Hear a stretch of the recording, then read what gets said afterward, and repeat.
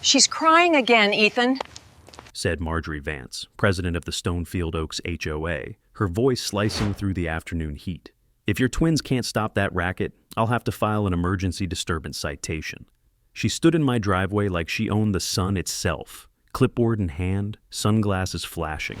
I was still unbuckling the car seat when she leaned closer and said the words that made my stomach turn.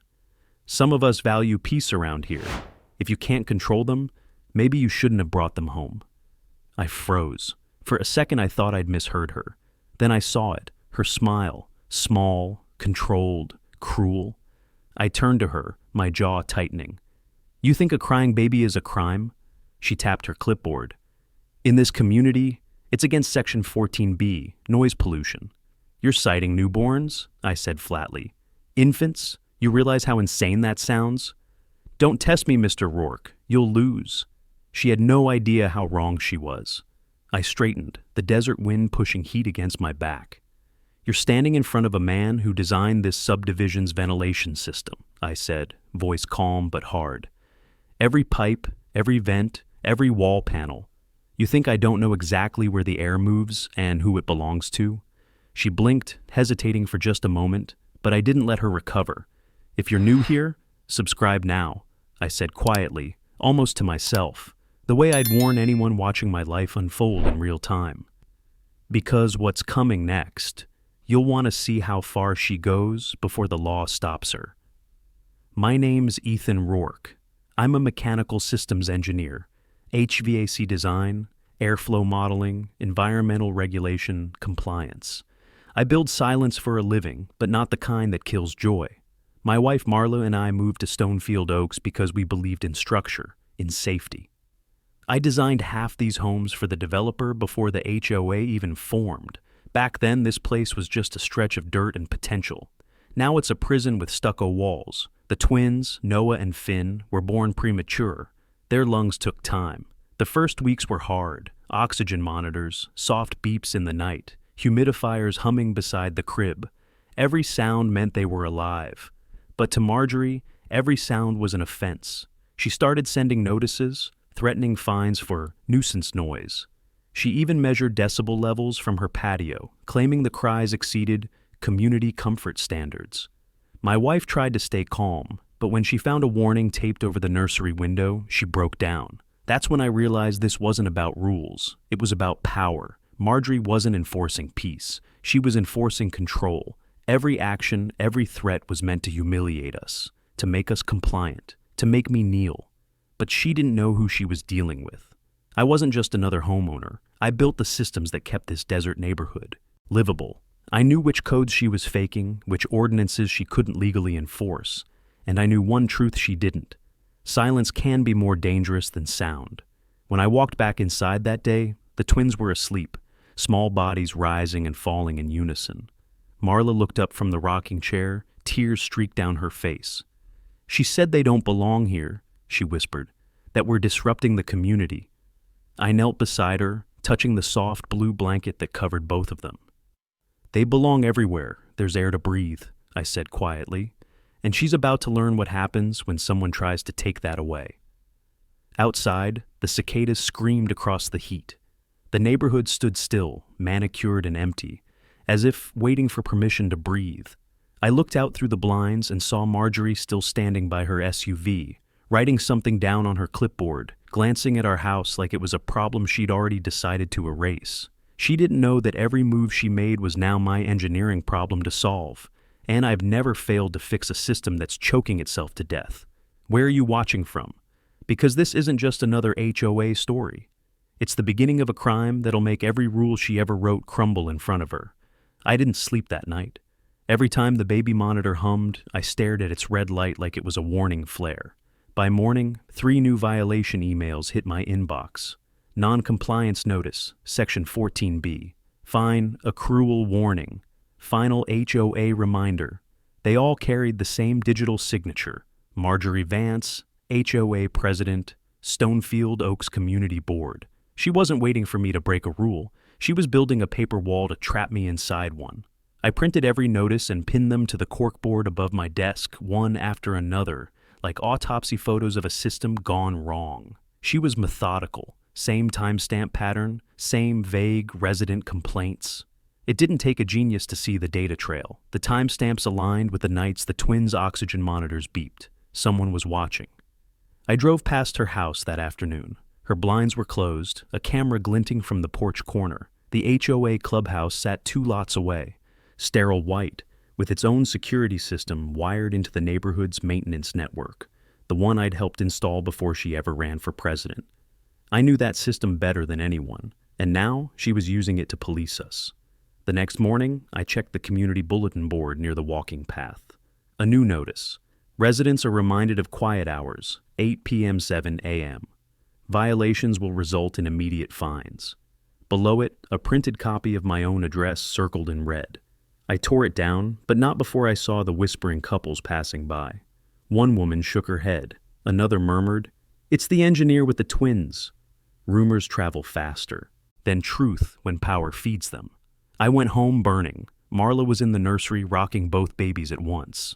"They posted our address," I said, holding the torn notice. "It's not about noise anymore. It's humiliation." Her face went pale. "Can't we just talk to someone above her?"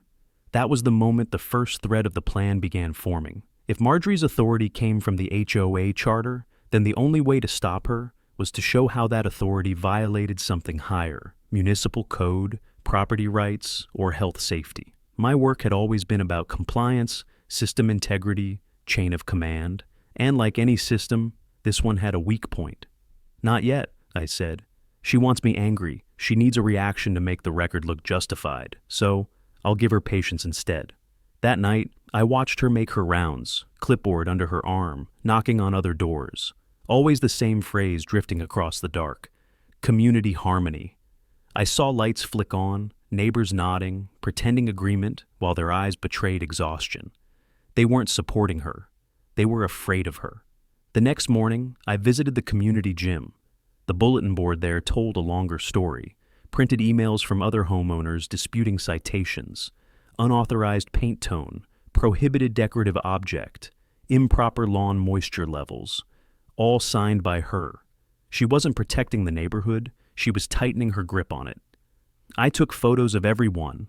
If I was going to bring this to an outside authority, I needed proof of a pattern, not a personal vendetta. On my way out, I ran into an older resident, Mr. Keegan, watering the succulents near the path. He looked around before leaning closer. "You're the Rourke fella, right? The engineer?" I nodded. "Watch your back with that woman. She's got friends in city permitting, but everyone's tired. You're not the only one she's bled dry." He looked at the camera above us and walked away. That was the first spark of confirmation. The problem wasn't private anymore. It was systemic. By week's end, my fine total had passed $4,000. She froze my community access badge and blocked my online HOA login. But that was fine. I'd already found something she couldn't block: metadata. Every notice she sent carried the same transmission IP, routed through the HOA maintenance network, meaning she was sending these official documents through an internal system not approved for municipal correspondence. If I could prove misuse of a certified network, the HOA's enforcement power could fall under city jurisdiction. Outside authority, the leverage I needed. Late that evening, as the desert sun fell in bruised gold light, I stood on the walking path again, the same one lined with Marjorie's silent cameras. My neighborhood looked peaceful, almost perfect, but underneath it was a system rotting from the inside out. I took a photo of the sign at the path entrance: Stonefield Oaks, a community built on harmony, and thought about how easily harmony turns to silence when one person decides who gets to speak. I whispered to myself, "You picked the wrong engineer, Marjorie." The monitor in my pocket crackled softly. One of the twins stirring. Their breath was steady, alive, real. That sound was my proof that noise wasn't the enemy here. Power was. The next morning, I walked toward the maintenance shed behind the clubhouse, the one I'd helped wire years ago when this place still smelled like wet concrete and ambition. Now the walls carried the sterile scent of bleach and silence. I didn't belong there anymore, but I needed answers, and I knew who to find. Dennis Lee stood by the service cart, sorting through a jumble of air filters and tool belts, his shoulders hunched inward, movements small and deliberate, like a man trying not to exist. He'd worked for the HOA since the beginning, Never talked much, never looked anyone in the eye unless they spoke first. Today, though, he froze when he saw me. "Morning," I said, stepping inside. "Didn't mean to startle you." His hands twitched, dropping a wrench that clanged against the metal shelf. "You're not supposed to be back here, Ethan," he muttered, wiping his palms on his jumpsuit. "Marjorie keeps this area locked for board members only." "That's the thing," I said quietly. "I helped design this place. There's not a lock here I don't know." He turned his head slightly like he wanted to argue but couldn't find the words. His eyes flicked toward the security camera in the corner, then back at me. That movement, nervous, darting, guilty, told me everything. "She's been using you, hasn't she?" I asked. He stiffened, lips pressing tight. "I don't know what you mean." "The inspection notices, the entry logs. Someone's been accessing the HVAC network through the maintenance panel." His jaw flexed. "I just follow work orders, man. Don't make this harder than it already is." His fingers tapped against the metal shelf, fast, uneven, the rhythm of guilt. I took a step closer, keeping my voice low. "You hear what she's been doing to families here? The fines, the public humiliation, the noise citations?" He exhaled through his nose, a sound half sigh, half confession. "You think I don't see it? Every time she posts a violation, I'm the one who gets sent to check compliance. I've had to take down bird feeders, paint over murals, even rip out swing sets." His voice cracked. "People hate me for it." I studied him. There it was, the crack in the silence. The part of him that knew he was complicit but didn't know how to stop. His hand brushed his neck, rubbing the skin as though he could erase whatever orders he'd followed. "Dennis," I said, "you don't have to keep covering for her, not when it's crossed into something else." He froze again. "Crossed into what?" I hesitated. There was no proof yet, only dread, but I needed him thinking like me. "I think she's planning something bigger. She's obsessed with control, especially over my house. You see the inspection notice for my lot?" He nodded slowly. "She's got it scheduled for next week. Wants full access. Said it's about sound insulation compliance." "There's nothing wrong with my insulation," I said. "And she knows it." He shifted his weight, looking down at his boots. "Maybe she just wants to prove a point. Or she wants to silence one." The words hung between us, sharp and heavy. His shoulders dropped, the fight draining out of him. He leaned against the workbench, head low. "You didn't hear this from me," he whispered. "But last month, she made me install a secondary lock override on certain units. Said it was for emergency access, but I noticed she kept a copy of every key. She's not supposed to do that. Violates safety code." My pulse quickened. "You still have the work order?" He shook his head. "Digital only, all in the HOA network." "Then she left fingerprints." His eyes darted to the camera again. "You need to leave, Ethan. If she finds out I talked to you..." His hand trembled slightly as he reached for a rag, pretending to clean a tool just to keep moving. "I've got a daughter in college. This job's all I've got left." I saw the weight in his posture, the rounded spine, the slow breathing, the quiet surrender of a man trapped between decency and survival.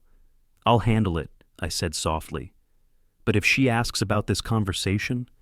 "It never happened," he interrupted quickly, but his voice broke halfway through the sentence.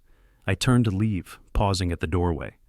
"Dennis," I said without looking back, "if you ever decide to stop being afraid, I'll make sure the right people listen." Behind me, the wrench clattered again, followed by silence. The kind of silence that meant someone was finally starting to think about the sound of their own conscience. As I stepped into the sunlight, I knew one thing for certain. Marjorie's fortress wasn't built on strength. It was built on people too scared to speak. And Dennis Lee had just taken his first breath outside of her control. By the next week, the air in Stonefield Oaks felt heavier, as if the desert itself was holding its breath. Marjorie's new directive arrived in a bold red envelope. Mandatory sound compliance inspection. Lot 214. My lot. The language was sterile, but the message was venom. Failure to comply will result in property reassessment and potential lien action. She wasn't waiting for me to respond. She was declaring ownership.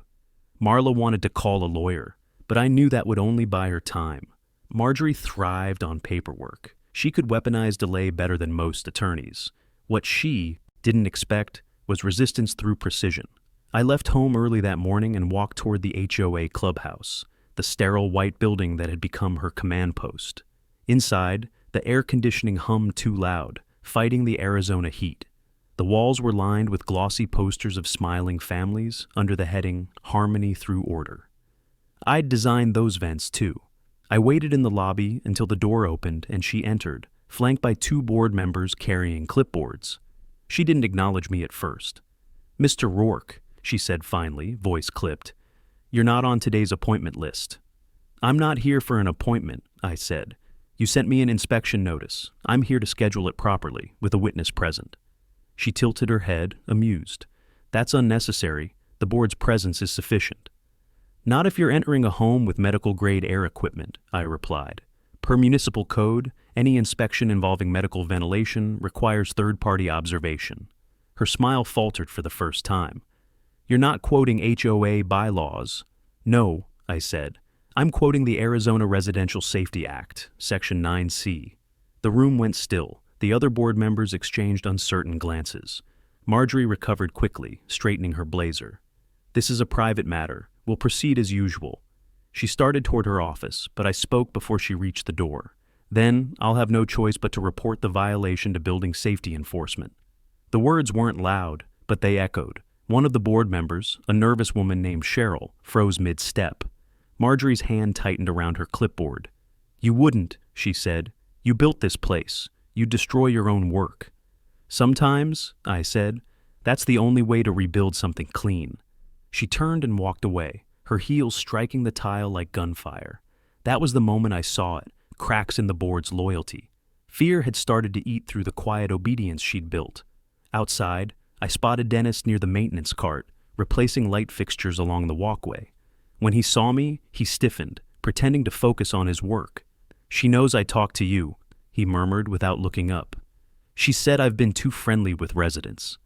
His hands shook as he screwed the bulb in too tight, the glass creaking.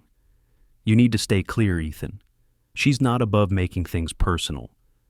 I watched him lower his head, sweat beading on his temple despite the shade. His body language told the rest, fear in the set of his jaw, guilt in the small tremor of his hands. "Did she make you sign something?" I asked quietly. "Non-disclosure, standard clause," he whispered. "But this one had a confidentiality extension. It mentions criminal liability if I breach it." I frowned. "Criminal? HOA contracts don't carry that language unless they're covering something illegal." His shoulders twitched. "I didn't read the fine print. I just needed the job." He looked like a man drowning in shallow water, aware that all he had to do was stand up, but too afraid to move. "If she schedules the inspection," I said, "do not enter my house without me present." He met my eyes for the first time, nodding quickly.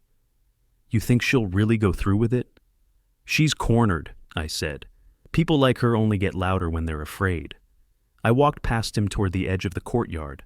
Beyond the manicured hedges stood a row of identical homes, windows drawn, curtains still, a perfect illusion of peace. That evening, when I returned home, the notice had already been replaced by a second one, bolder, more threatening. "Inspection approved. Access authorized by HOA authority. Section 5. I could feel my pulse in my throat. She'd just signed her own warrant. I set the paper on my desk beside the growing pile of evidence and opened my computer. I knew exactly what I had to do next. Bring in the one force she couldn't manipulate, city oversight. I began drafting an inquiry addressed to the Municipal Building Safety Division, attaching timestamps, photos, and digital trace logs from the HOA's internal network. Every byte of data I submitted would make its way into public record. For the first time since the twins were born, I felt something close to control. Not over Marjorie, but over the truth she'd tried so hard to bury beneath silence. I didn't expect the reply from the Municipal Building Safety Division to come so quickly. Less than 24 hours after I'd submitted the digital logs, an automated response landed in my inbox, followed by a personal message from an inspector named Ruiz. "Your submission references unauthorized system access tied to an HOA management network," it read. "Will review for potential safety code breach." It wasn't an investigation yet, but it was a start. Outside intervention? Exactly what Marjorie feared most. I printed the confirmation, tucked it into a folder, and drove straight to my job site on the north edge of Phoenix. The hum of construction was a relief.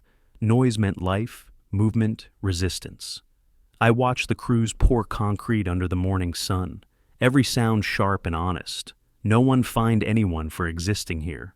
Halfway through a design check, my phone buzzed. Unknown number. I stepped into the shade of a steel frame and answered. "Mr. Rourke?" The voice was low, strained.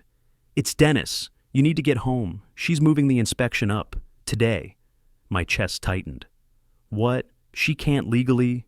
"She's doing it anyway," he cut in.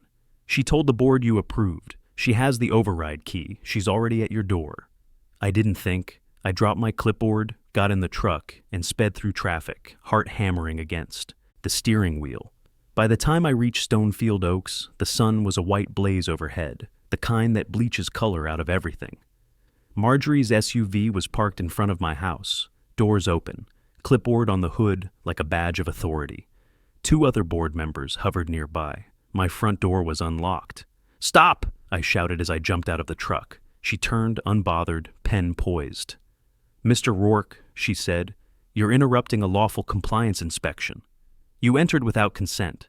You were notified," she said coldly. "Failure to respond counts as approval under emergency clause."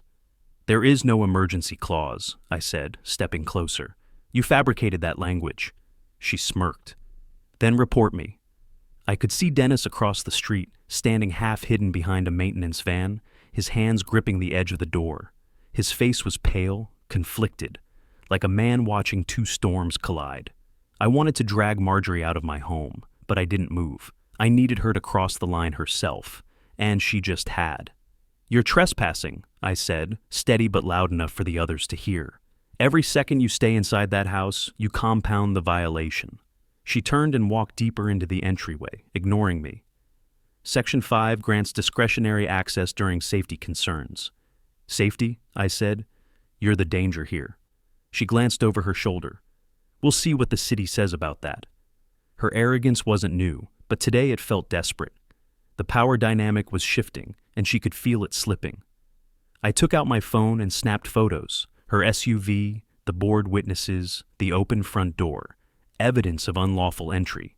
Then I called Inspector Ruiz directly, explaining the situation in clipped sentences. He didn't hesitate. "Stay outside. I'm dispatching a field agent now. Do not engage further." The phrase sounded mechanical, but it meant everything. The system was waking up. For years, Marjorie had been the highest authority here. Now, someone above her was finally watching. I paced the curb, trying to steady my breathing. Across the street, Dennis wouldn't meet my eyes. His hand shook as he reached for a cigarette he never lit. The guilt in his posture said enough. He'd known this was coming, but couldn't stop it. A white city vehicle arrived within 20 minutes. The agent, Ruiz himself, stepped out, flashing a badge that looked out of place in our pristine cul-de-sac. He listened to my account, nodded once, and walked inside. Marjorie met him at the doorway, voice raised but faltering. "This is private property," she said. "HOA jurisdiction." "Not anymore," he interrupted. "You used an unregistered key override to access a medical ventilation zone. That puts you under municipal review."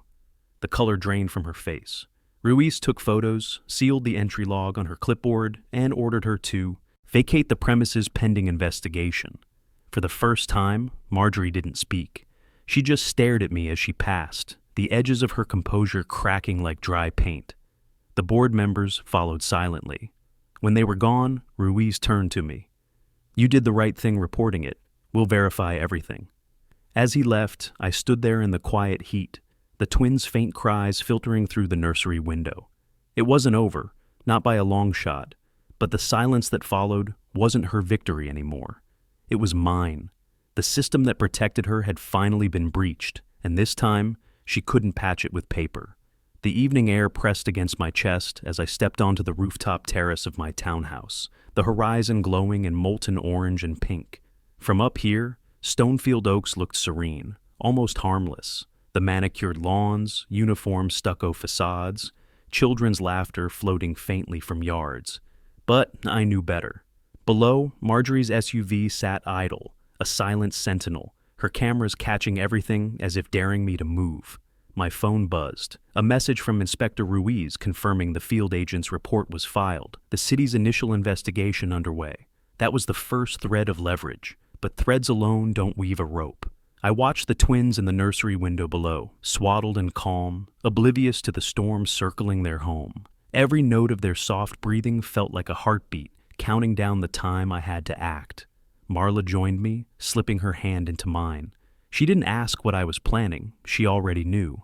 The babies' lives weren't just a measure of parenthood. They were a line drawn in the sand, and Marjorie had stepped over it.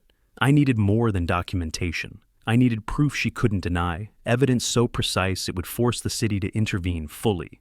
I opened my laptop and ran through the HVAC network logs once again, isolating timestamps, cross-referencing energy usage, vent activation patterns.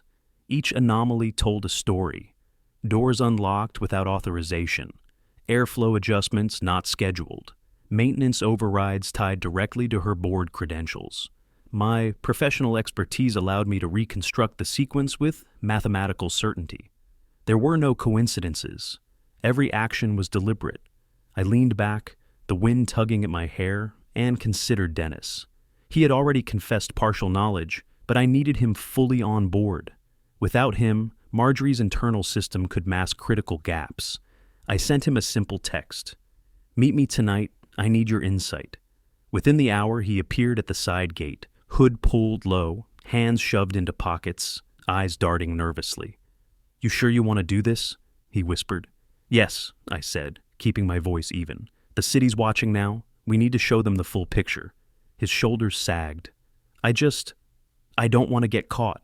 "You won't. You'll be helping the right side of the law. That's all that matters." We crouched behind the hedge, reviewing digital maps of the ventilation layout and maintenance override logs. Dennis pointed out every key Marjorie held, every sensor she could manipulate. Each revelation added weight to my argument. The system had been tampered with repeatedly, all under her authority, all outside legal protocol. "She can't deny this," I said, tracing a finger along the network diagram. "Even if she deletes entries, timestamps from our monitors are immutable. Every breach is recorded." He exhaled, shaky, finally letting himself believe it. "You're right, she's crossed the line." That admission was the spark I needed. I opened my tablet and started compiling a visual timeline, overlaying the unauthorized entries with the fines, inspection notices, and our baby's recorded cries. Each frame showed intent, each log proved violation. When complete, this would be unassailable in front of the city inspectors. I paused, listening. Somewhere down the street, a neighbor's sprinklers hissed. The ordinary hum of life, mundane and perfect, sharpened my resolve. I couldn't let fear slow me. For the first time, I felt the weight of my own skills as armor. Engineering, forensic reconstruction, network analysis. Every tool at my disposal became part of a single plan. Force Marjorie into a corner she couldn't escape from. Compel the outside authority to act, and protect my family. Marla placed a hand on my shoulder, grounding me. "Whatever happens next, we're together," she said softly. I nodded, eyes scanning the neighborhood, imagining city inspectors arriving, the HOA board realizing their power had limits, Marjorie finally accountable. Every calculation, every observation led to this moment.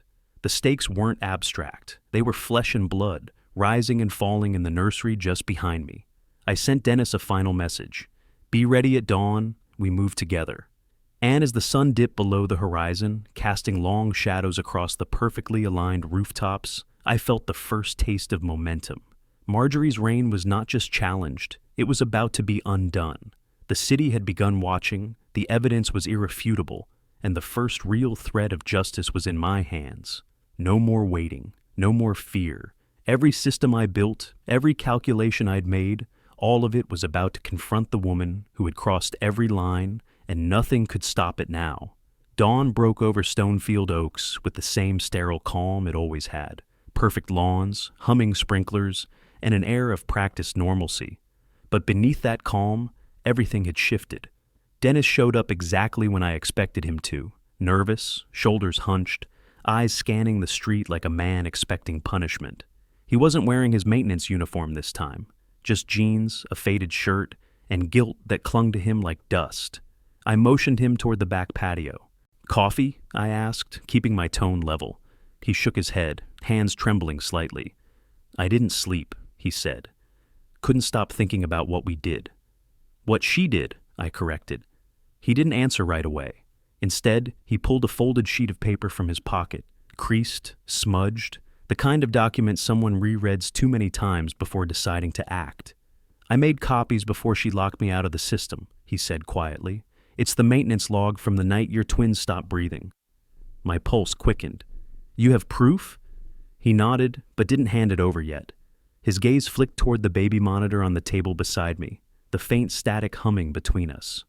"You need to understand something before you read it," he said. "I didn't know what she planned. I swear I didn't." I waited. The confession came out in broken pieces.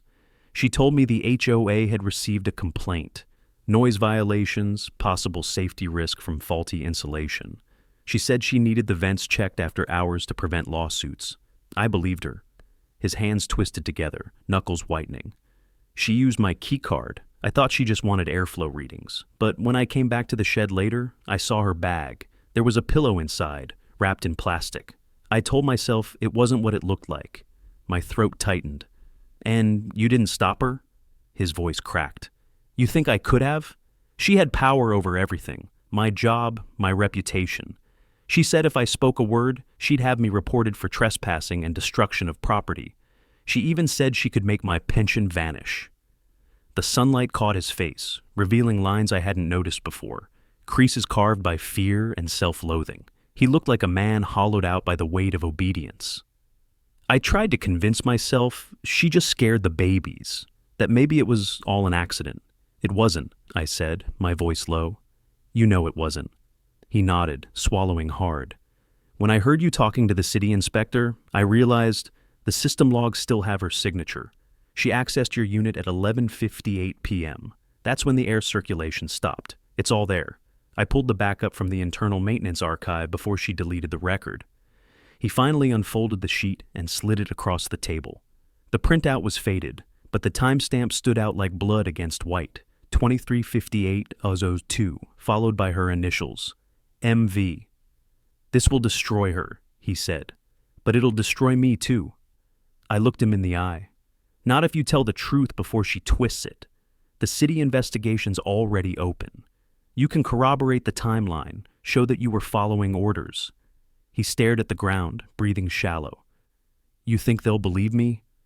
"They will," I said. "Because I have the baby monitor footage. The sound cut off exactly when this log says she entered.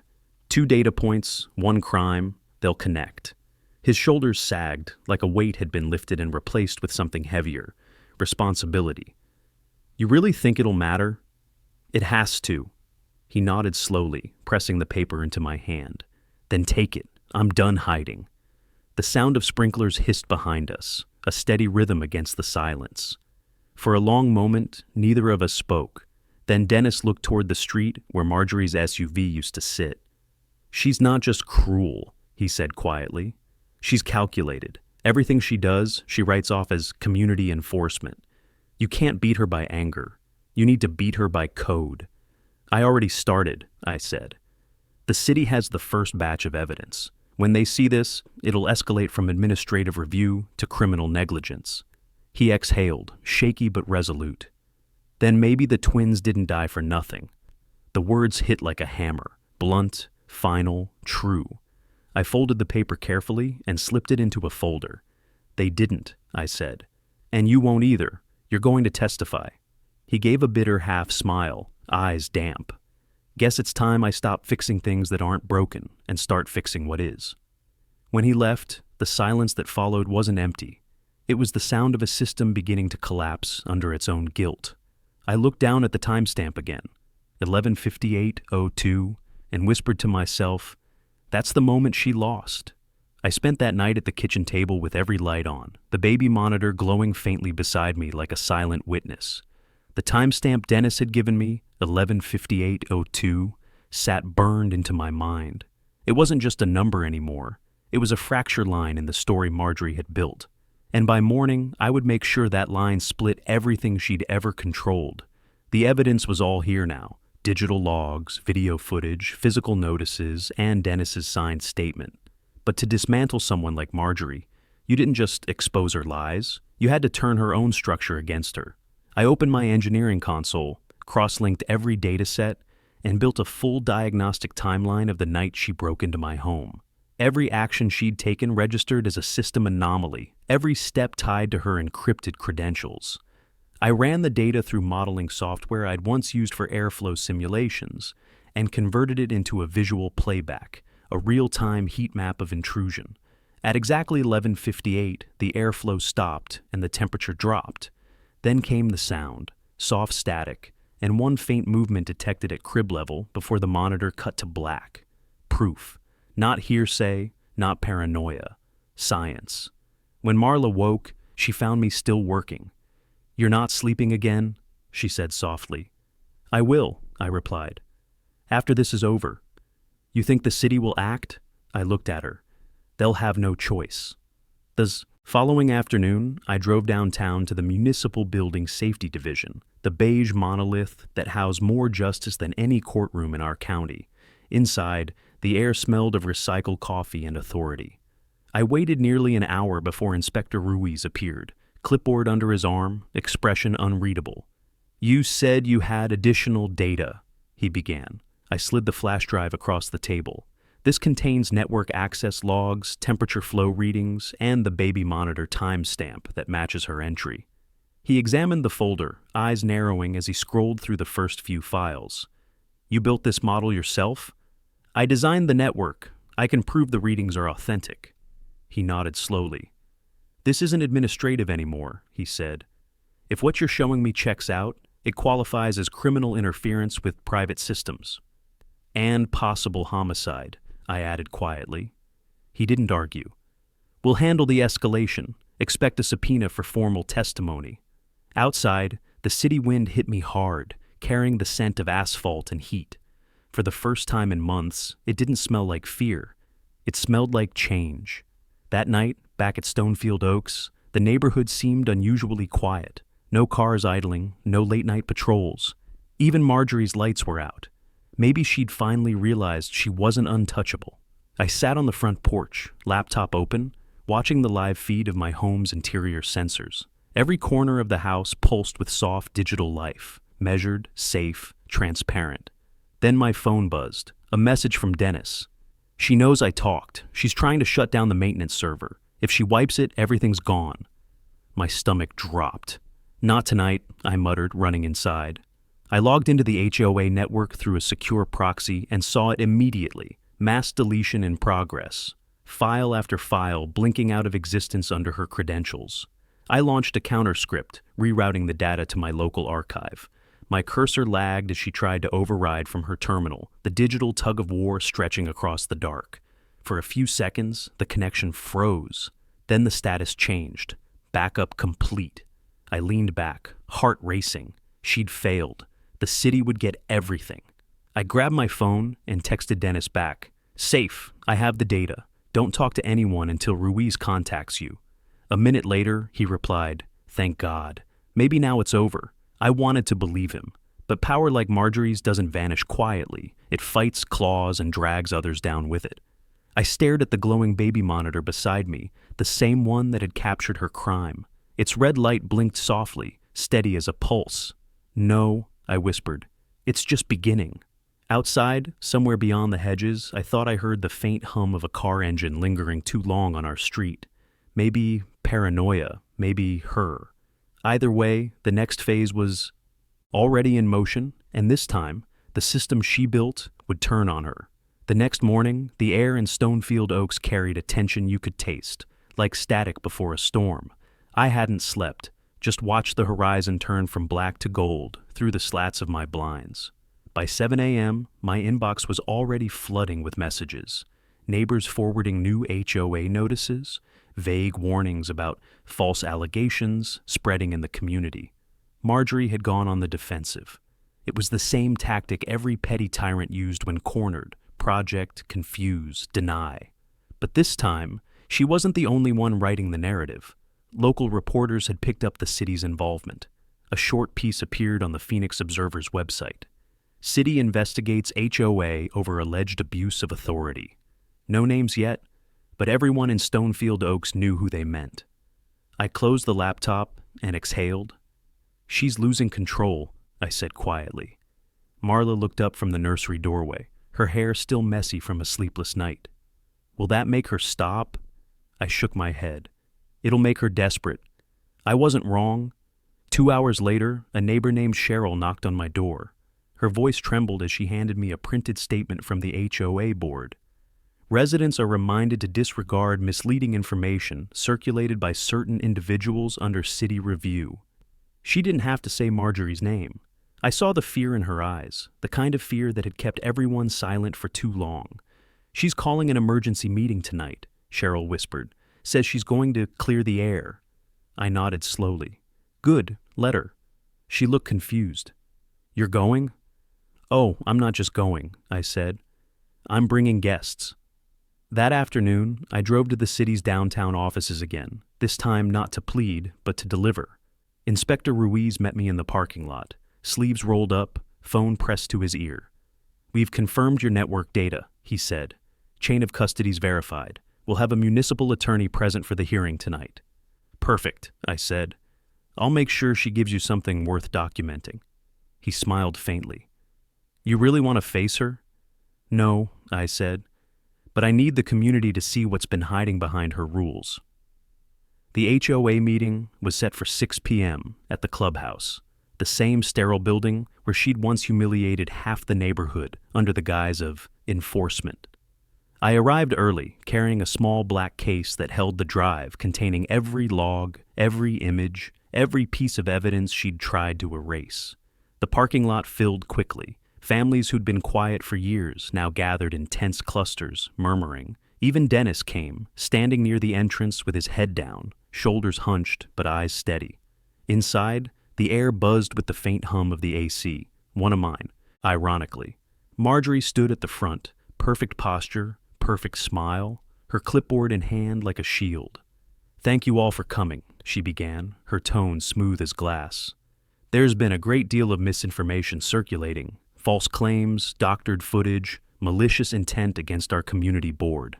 I let her finish her opening lie before stepping forward. "Funny thing about misinformation," I said, loud enough for the room to turn. "It doesn't survive verification." The crowd murmured. Marjorie's eyes narrowed. "Mr. Rourke, you're out of order." "Not yet," I interrupted, "but you will be." I opened the case, removed the drive, and plugged it into the projector.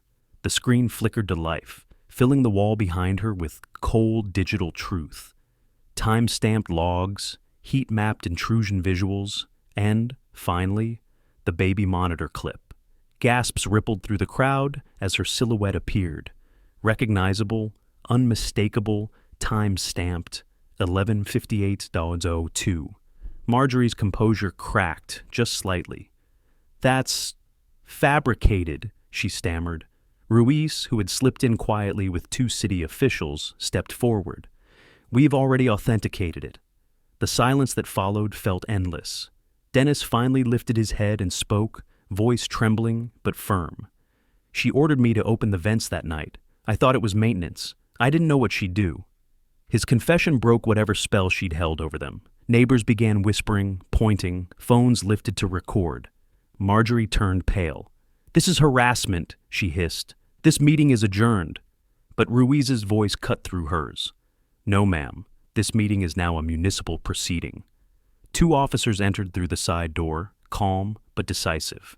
Marjorie's clipboard fell to the floor, papers scattering across the tile. She looked around the room that had once obeyed her and found no one left to defend her. For the first time, she had no authority left to hide behind, only witnesses. As they let her out, I stood still, hands at my sides, feeling nothing but quiet relief. The system she built to control us had finally turned on her, and for the first time since that night, the silence in Stonefield Oaks didn't feel oppressive. It felt earned. By the next morning, Stonefield Oaks wasn't the same neighborhood anymore. The HOA sign that once stood proudly at the community entrance had been covered with yellow tape. A city inspector's vehicle blocked the main gate, and residents whispered in small circles, some relieved, others still afraid to admit what had really been happening here. I walked the cracked sidewalk toward the city civic center, where the official oversight hearing was scheduled. Ruiz had called late last night. "We'll need you present. Bring every file, every backup. It's time." Inside the civic center, fluorescent lights buzzed overhead, sterile and unkind. A projector flickered at the front of the hearing chamber. The same room where business licenses were granted and revoked was now filled with neighbors who'd once been too scared to speak. Dennis sat 2 rows ahead of me, hands clasped tightly, his foot bouncing under the bench. He looked like he wanted to disappear, but guilt wouldn't let him. Ruiz stood near the dais, calm as always, while a city attorney prepped folders beside him. I took my seat near the aisle, the black case on my lap, the same one I'd carried into the HOA meeting. Only this time, I wasn't fighting for acknowledgement. I was preparing for the verdict. When the doors opened, the hum of voices faded instantly. Marjorie Vance walked in flanked by her attorney, wearing a navy blazer too crisp for someone accused of killing infants. She scanned the crowd, neighbors, city officials, cameras from local stations, and her expression faltered just slightly when she saw me. I met her gaze without blinking.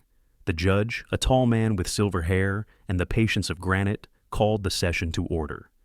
"This hearing will determine administrative and criminal liability in the matter of the Stonefield Oaks Homeowners Association." His tone carried no room for argument. The city attorney began. "Evidence submitted indicates unauthorized entry, falsified enforcement notices, and obstruction of municipal safety protocols. We'll begin with the digital reconstruction provided by Mr. Rourke." Ruiz gestured toward me. I stood, plugging the drive into the courtroom monitor. The screen filled with the same data visualization I'd built. Timestamp overlays, temperature logs, airflow interruptions. Then came the image no one could look away from. The faint silhouette entering the nursery. The recorded timestamp glowing red, 11:58:02. The air in the chamber thickened. The attorney spoke over the footage, his voice steady. "This recording corresponds exactly to the system log under Mrs. Vance's access credentials, cross-verified by the city's IT forensics division." Marjorie's lawyer stood quickly. "This evidence is circumstantial. The HOA president was acting under emergency code provisions to address a resident hazard." The judge lifted an eyebrow. "And the hazard was infants crying?" Silence. Marjorie's attorney hesitated, but Marjorie herself broke it. "I did what was necessary for the community," she said, voice sharp, cracking under pressure. "They disrupted the peace. People complained. I had to act." A low murmur rippled through the crowd. Ruiz leaned forward, his voice calm but cutting. "You're admitting entry into the property?" "Of course I entered. I'm president of the board. I have jurisdiction." "Not according to Arizona law," Ruiz said. "Once you crossed that threshold, you forfeited administrative immunity. You became a trespasser." Her lawyer whispered something frantic, but she ignored him. "They made everyone miserable," she spat. "Crying, noise, violations, it never stopped." "And you silenced them," I said quietly from my seat. She turned toward me, eyes narrowing. "You think you can ruin me with your machines? You designed this place. Without your vents and monitors, none of this—" "Exactly," I said. "Without my systems, you'd have gotten away with it." The judge struck his gavel once. "That's enough." The city attorney resumed, methodically stacking evidence. Dennis was called next. His testimony was shaky but clear. He confirmed the override installation, the secret key, the maintenance logs. Each word tightened the net around Marjorie's defense. When he was done, the judge leaned back. "This hearing finds sufficient grounds for criminal prosecution under state law. Effective immediately, the Stonefield Oaks Homeowners Association is suspended, pending full receivership under city authority." A collective breath escaped the room, part relief, part disbelief. Marjorie stood frozen, her world collapsing under the same bureaucracy she'd used to control everyone else. As officers escorted her out, her clipboard, symbol of her reign, fell and hit the floor, the sound echoing like a gavel strike. Ruiz turned toward me, nodding once. "You built systems to move air, Mr. Rourke. Today, you made them move truth."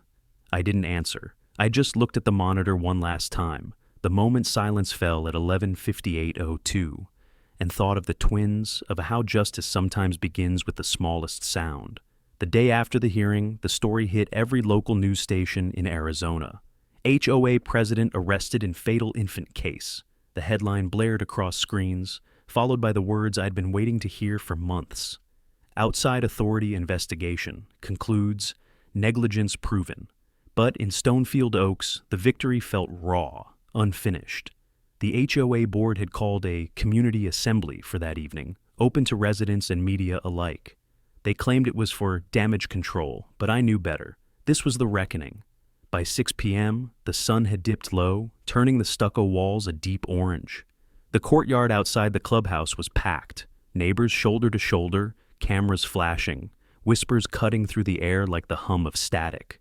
Some stood in silence, arms crossed, waiting to see if I'd actually show. Others looked away when I did. I walked to the front, carrying the black case that had become my constant companion. Inside was the evidence that had shattered Marjorie's control, and tonight it would do the same to what was left of her board. Dennis was already there, standing near the fountain with his arms folded tight. He looked exhausted but resolute. The same maintenance tech who once avoided eye contact now stood under the full glare of the cameras, ready to tell the truth again, if needed. When our eyes met, he nodded once. That was all the confirmation I needed. At precisely 6:30, Cheryl, the interim board chair, stepped up to the podium, her hands trembling around the microphone. We called this assembly to address the misinformation and ongoing division caused by recent events, she said, voice wavering. Stonefield Oaks has always been a place of order and— Order! Someone shouted from the crowd. Our HOA president killed children. The words hung in the air like thunder. The reporters turned instantly, cameras clicking. Cheryl froze, stammering. The investigation is ongoing and I stepped forward, my voice carrying over hers. It's not ongoing. The city concluded its investigation this morning. The HOA's authority is suspended, pending receivership. Gasps spread through the crowd. Cheryl lowered the microphone, her composure crumbling. That's not official yet, she muttered. I placed the black case on the podium and flipped it open. Inside were the printed city orders, the same documents Ruiz had handed me after the hearing, legal proof that Stonefield Oaks was no longer under HOA control. I held one page up. It's official enough for me, I said, and for everyone who's lived under this board's fear. The murmurs turned into voices, residents speaking up, one after another. She fined me for my dog barking. She threatened to tow my car for parking in front of my own house. She called CPS on my sister because her kids played music outside. Every story that had been whispered behind closed doors was finally spoken aloud. It spread through the crowd like wildfire, pain transforming into defiance. For the first time, silence wasn't compliance. It was the breath before a roar. Cheryl raised her hands, pleading for calm. Please, this isn't productive. It's overdue, I said. Every one of you paid for peace and got tyranny instead. You were told you couldn't fight back. That's a lie. You just needed to remind the city who really owns this place. Someone clapped, then another. Within seconds, the entire courtyard filled with applause. Not polite, not cautious, but furious and real. Even the reporters stopped filming for a moment, watching as a neighborhood found its voice again.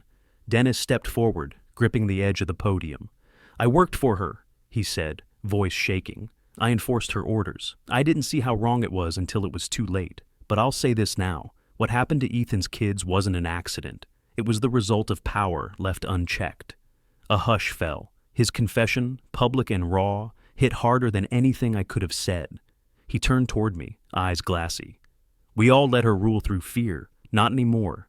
Reporters surged forward, microphones raised. One asked, Mr. Rourke, what happens next for Stonefield Oaks? I looked at the camera lights flashing like small suns and answered slowly, each word deliberate. What happens next is accountability. The poor HOA doesn't speak for us anymore. The city does, and soon we will again. The crowd erupted, cheers, shouts, people hugging, crying. Even those who'd once defended Marjorie now stood with us. The sound filled the courtyard, loud and defiant, echoing against every wall that had once kept us quiet. When it finally faded, I glanced back toward the entrance gate. The sign that read Stonefield Oaks, a community built on harmony, had been torn halfway off its post. the word harmony dangling by one nail. For the first time, I didn't see destruction. I saw truth, and as I looked around at the faces illuminated by the setting sun, I realized that victory wasn't just Marjorie's arrest or the city's verdict. It was this moment. A community finally breathing again. In the weeks that followed the public assembly, Stonefield Oaks changed faster than I ever thought possible. The yellow caution tape came down, replaced by city signs that read, "Under community receivership." The old HOA office was emptied, its walls bare, its filing cabinets tagged as evidence. Where Marjorie once held her board meetings, city-appointed administrators now sat reviewing residents' complaints. The silence that used to hang heavy over the neighborhood had transformed into something new. Laughter, conversation, life. The same voices she had tried to silence now filled the streets again. I spent most mornings sitting on my porch with the twins' monitor beside me, its soft static hum replaced by the sound of birds and sprinklers. Marla would join me, coffee in hand, eyes tracing the sunlight spilling over the rooftops. The babies were growing stronger every day, healthy, breathing freely, alive in a world no longer controlled by her rules. Some mornings, I still woke to the memory of that timestamp, 11:58:02, but it no longer felt like a wound. It was a warning, a reminder of what silence costs. One afternoon, Inspector Ruiz stopped by in plain clothes, no clipboard this time. He leaned against the porch railing, smiling faintly. "City review's wrapped," he said. "They're dissolving the HOA completely. The community will transition to an open neighborhood council system." "So it's over," I said. He nodded.